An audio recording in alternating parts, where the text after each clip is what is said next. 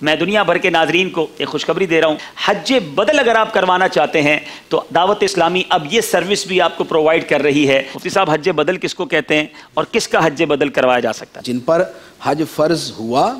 اور انہوں نے نہیں کیا، حتیٰ کہ ان کی موت کا وقت قریب آ گیا اور اب جانے کی طاقت نہیں، تو اب ان کے اوپر لازم ہے کہ یا تو اپنی زندگی میں ہی، کہ جب پتہ کہ میں جا نہیں سکتا دوسرے کو بھیج سکتا ہوں، تو دوسرے کو بھیجنا ان کے اوپر فرض اپنے مال سے، اور اگر اس وقت نہیں تو پھر وصیت کر کے جانا فرض، یعنی مرنے سے پہلے یہ وصیت کرنا ضروری ہے کہ میرے مال سے، تہائی مال سے میری طرف سے حج بدل کروا دیا جائے۔ اور اگر کسی نے وصیت نہیں کی تھی، ٹھیک ہے،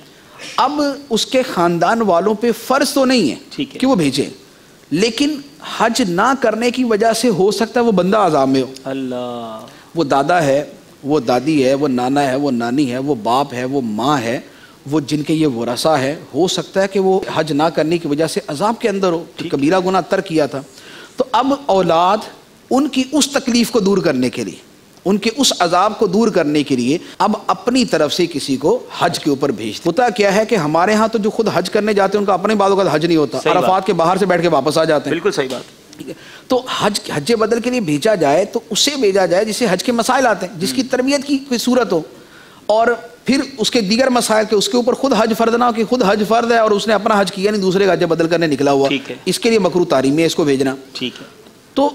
اگر اب چونکہ ہمیں اس کی اتنے مسائل پتہ نہیں ہوتے تو اس کا ایک آسان وے یہ ہے، تو اب الحمدللہ یہ اپارچونٹی اگر دعوت اسلامی کی طرف سے شروع ہوئی ہے تو بہت شاندار ہے۔ بہت سارے مدنی چل کے ناظرین پاکستان میں، دنیا بھر میں دیکھ رہے ہوں گے۔ Email address hajbadal92@gmail.com، phone number بھی اسکرین پر آپ دیکھ رہے ہیں، واٹس ایپ نمبر بھی دیکھ رہے ہیں، اور اس پہ رابطے کا جو ٹائم ہے وہ بھی دیکھ رہے ہیں۔ تو مجھے امید ہے کہ آپ کی طرف سے کالز آئیں گی، اور کیا پتہ آج اس بار اس حج بدل کی برکت سے ہمارے کتنے عاشقان رسول جو ہیں وہ حج کی سعادت کو تشریف لے جائیں گے۔ صلو علی الحبیب صلی اللہ تعالی علی محمد۔ مجھے اپنی اور ساری دنیا کے لوگوں کی اصلاح کی کوشش کرنی ہے انشاءاللہ عز و جل۔